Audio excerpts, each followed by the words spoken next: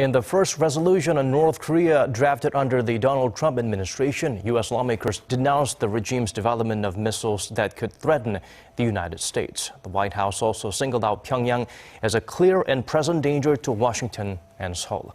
Kwon Soa highlights America's show of determination to stand up against Pyongyang's aggression.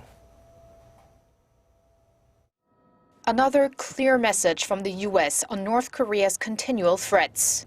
This time in the form of a bipartisan resolution crafted by U.S. lawmakers.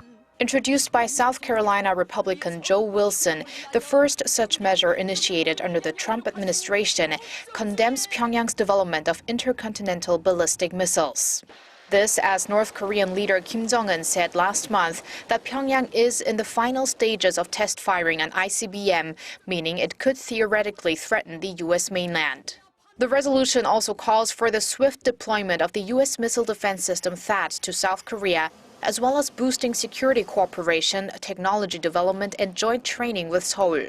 At a hearing of the U.S. Foreign Affairs Committee on Tuesday with lawmakers and experts, Chairman Ed Royce called for greater efforts to close sanctions loopholes against the North, singling out the shipping and finance sectors as targets. He warned that there should be consequences for foreign banks that support the Kim Jong-un regime, as China has repeatedly done, according to Royce. The White House on the same day expressed concern about North Korea and its nuclear and missile provocations, calling the regime the most prominent threat the U.S. and South Korea face.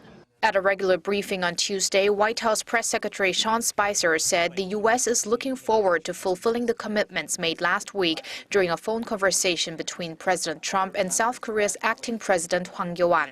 He wants to reassure the South Korean government, the Blue House, that we are going to do what we can to make sure that we stand with South Korea and that we prevent any further hostile actions from North Korea. Spicer also stated that the safety of the U.S., South Korea, and the region will be the greatest focus within their policy on the Korean peninsula. Kwon Soa, Arirang News.